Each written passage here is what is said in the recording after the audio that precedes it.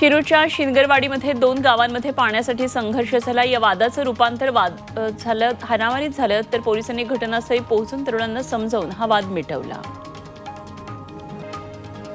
मुंबई महापालिका म्हाडाच्या वेगवेगळ्या ठिकाणी असलेल्या इमारतींना पाणी पुरवठा करतं, मात्र म्हाडानं पालिकेचं 52 कोटी रुपयांचं पाणी बिल थकवलंय आणि या बिलाचा आता तात्काळ भरणा करावा, अन्यथा पाणी जोडणी ही तोडली जाईल असा इशारा पालिकेनं म्हाडाला दिलाय।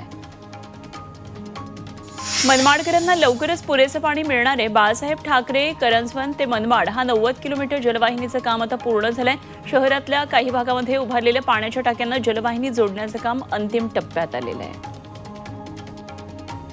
लासलगाव कृषी उत्पन्न बाजार समिती 28 मार्च पासून ते 1 एप्रिल दरम्यान बंद असणार आहे। या काळामध्ये मात्र भाजीपाला आणि द्राक्षमणी नाशवंत शेतमालाचे लिलाव हे नियमित सुरू राहणार आहेत। 2 एप्रिल पासून व्यवहार पुरवठा सुरू होतो अशी माहिती हा सगळा पूर्ववत होईल अशी माहिती बाजार समितीच्या वतीनं देण्यात आलेली आहे।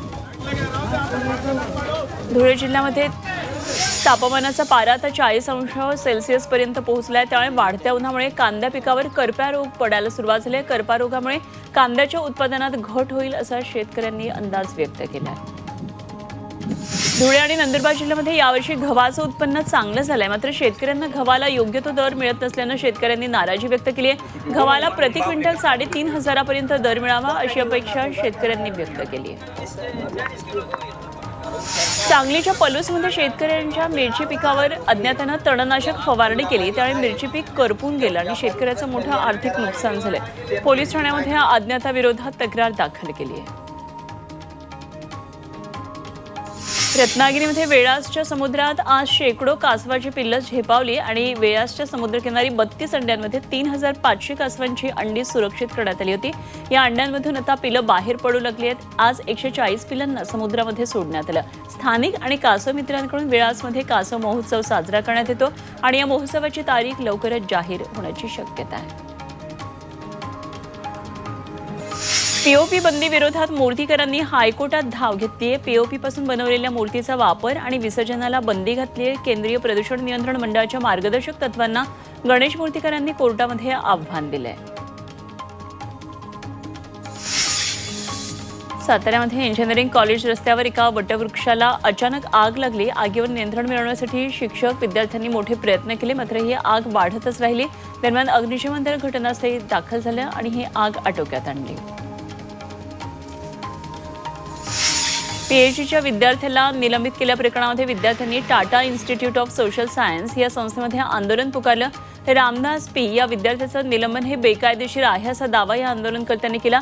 सरकार आणि नव्या राष्ट्रीय शिक्षण धोरणावर टीका केल्यानं निलंबन केल्याचा आरोप विद्यार्थ्यांनी केला। शहापूरमध्ये बौद्ध अनुयायींनी तहसीलदार कार्यालयावर मोर्चा काढला। महाबोधी महाविहारचं नियंत्रण भारतीय बौद्ध भिक्खूंच्या ताब्यामध्ये देण्यात यावं अशा विविध मागण्यांसाठी आंदोलन करण्यात आलं। यावेळी हजारो अनुयायी सहभागी झाले होते।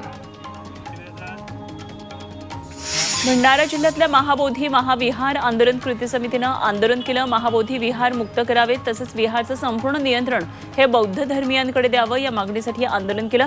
या मोर्चामध्ये हजारो बौद्ध बांधवांनी सहभाग घेतलेला।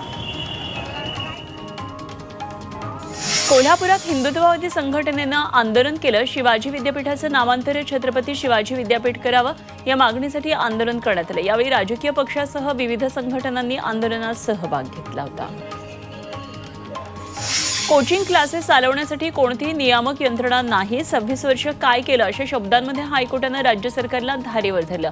याबाबत 24 जून 1998ला आदेश देण्यात आले होते आणि कोचिंग क्लासेसचं नियमन करण्यासाठी कायदेशीर आराखडा तयार करणं हे आवश्यक असताना अजूनही त्याची अंमलबजावणी का केली नाही असा सवाल कोर्टानं विचारलाय।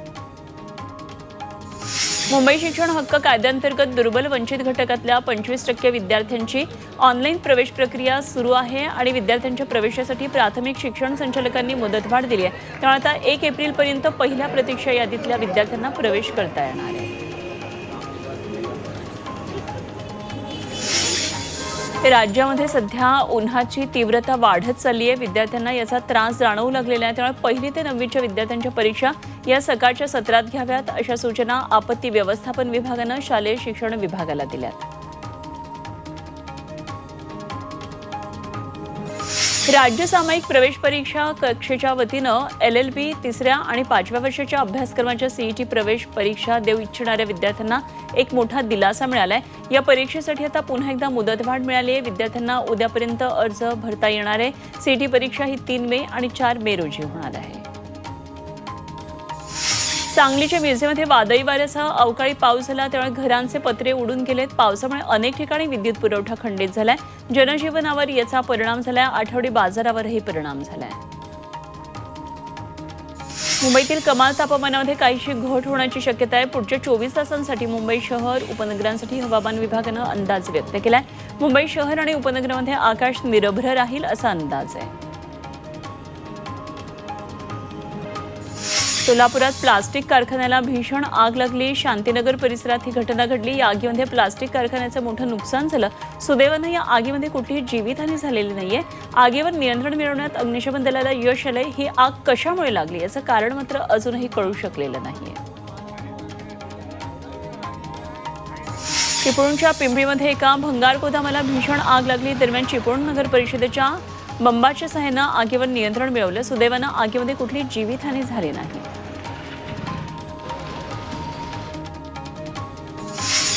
लासलगाव विंचूर रस्त्यावर मालवाहू ट्रकचा भीषण अपघात झाला आणि ट्रक चालकाचं नियंत्रण सुटलं। ट्रक थेट द्राक्षबागेत घुसला, त्यामुळे द्राक्षबागेचे 10 लाख रुपयांचं जवळपास नुकसान झालंय। अपघातामध्ये कुठलीही जीवितहानी सुदैवानं झालेली नाही।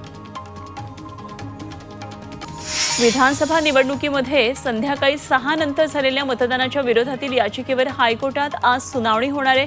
संध्याकाळी 6 वाजेनंतर लाखो लोकांचं मतदान कसं झालं असा सवाल करत विरोधकांनी हायकोर्टामध्ये याचिका केली आहे आणि वाढीव मतदानावर विरोधकांनी आक्षेप घेत त्याची माहिती देण्याची मागणी केली आहे। त्यावर आज सुनावणी पार पडणार आहे। भाजपा आमदारांचं 2 दिवसांचं प्रशिक्षण रद्द करण्यात आलंय। 27 आणि 28 मार्चला हे प्रशिक्षण होणार होतं, मात्र पंतप्रधान नरेंद्र मोदी हे 30 मार्चला नागपूरच्या दौऱ्यावर येणार आहेत, त्यामुळे हे प्रशिक्षण शिबिर रद्द करण्यात आलंय।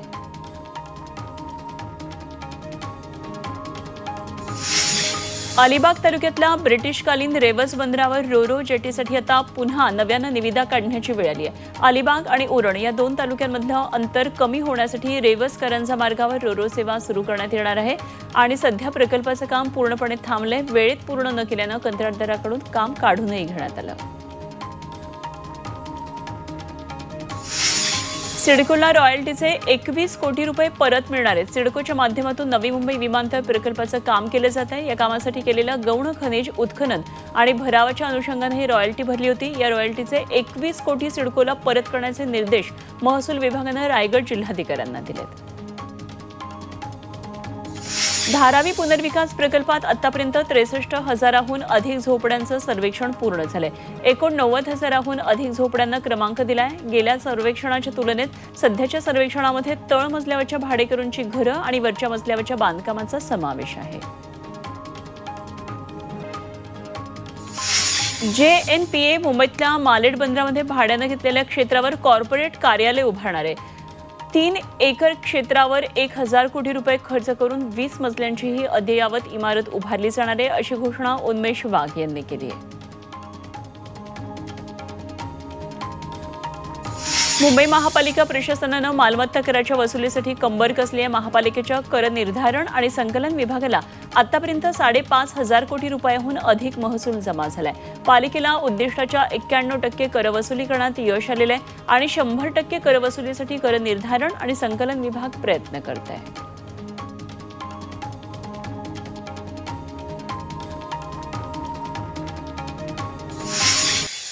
उन्हाळी सुट्टीनिमित्तानं प्रवाशांची होणारी गर्दी लक्षात घेता मध्य रेल्वेनं मोठा निर्णय घेतलाय। मुंबई ते चेन्नई आणि कन्याकुमारी दरम्यान 2 उन्हाळी विशेष रेल्वेगाड्या सोडण्यात येणार आहेत आणि या विशेष रेल्वेगाड्या 9 एप्रिलपासून धावणार आहेत, तर एकूण 32 फेऱ्या होणार आहेत।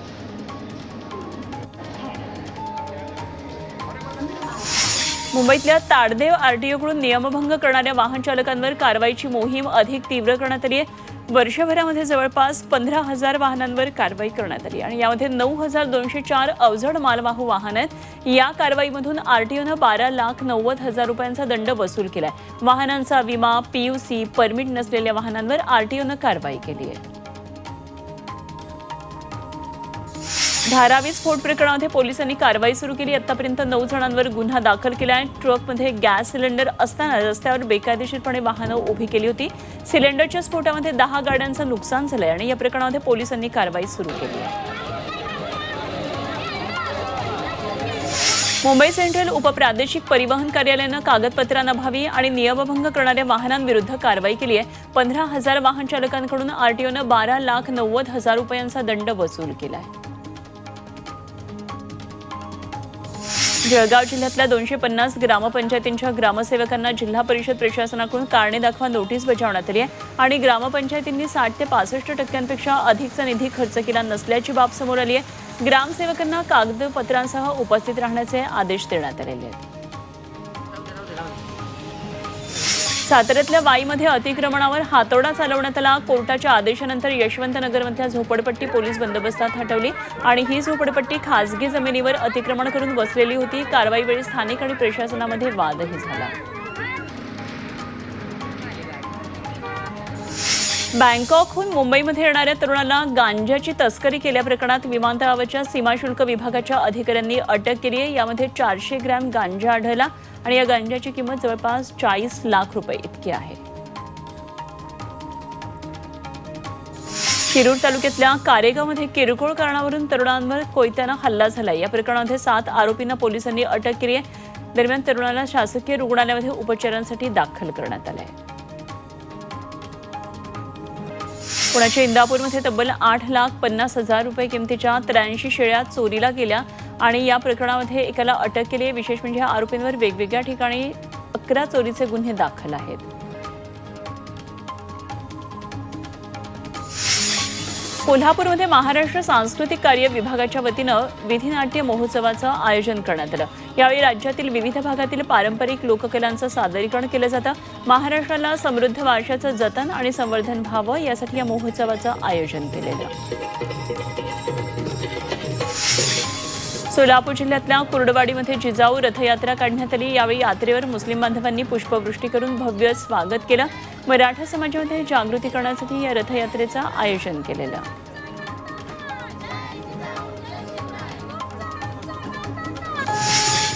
संत ज्ञानेश्वर महाराज मंदिरामध्ये पापमोचनी एकादशी निमित्तानं आकर्षक फुलांची सजावट केली आहे। यावेळी मंदिरामध्ये विविध धार्मिक कार्यक्रमांचं आयोजन करण्यात आलं आहे। मंदिरामध्ये मोठ्या संख्येनं भाविकांनी गर्दी केली। नाशिकमध्ये नववर्षाच्या स्वागतासाठी जय्यत तयारीला आता सुरुवात झाली आहे। पंचवटीतल्या महिला मंडळ लेझिम पथकासह अस्सल मराठमोळ्या वेशामध्ये नववर्षाचं स्वागत करणार आहेत।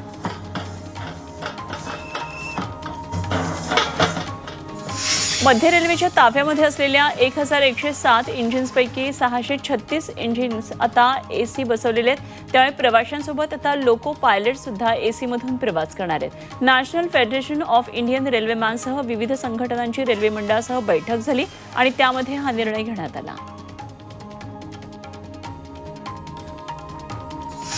मध्य रेल्वेवर शनिवारी मध्यरात्री पॉवर ब्लॉक घेतला जाणार आहे। कल्याण आणि बदलापूर दरम्यान ओव्हरब्रिजच्या गर्डर चड्डी लॉन्चिंगसाठी हा ब्लॉक असेल। नव्या पाईपलाईन पुलाच्या बांधकामासाठी हा ब्लॉक महत्त्वाचा आहे। शनिवारी मध्यरात्री 1:30 वाजल्यापासून रविवारी पहाटे 4:30 वाजेपर्यंत हा ब्लॉक असेल। भारतात इलेक्ट्रिक वाहनांच्या खपासोबत विमा घेणाऱ्यांच्या संख्येत सुद्धा वाढ होत चालली आहे। पॉलिसी बाजाराच्या ताज्या अहवालानुसार गेल्या 3 वर्षांमध्ये ईव्हीसाठी विमा पॉलिसीची मागणी तब्बल 16 पटीनं वाढली आहे।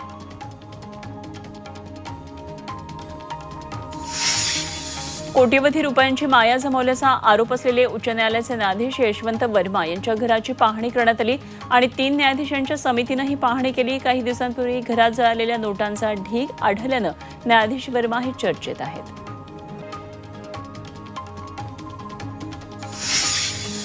ऑस्ट्रेलियातल्या मेलबर्नमध्ये एका लाईव्ह शो दरम्यान नेहा कक्करला रडू कोसळलं।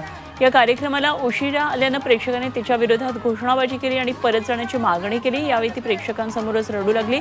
उशीर झाल्याबद्दल तिनं माफी देखील मागितली। Many like incomplete.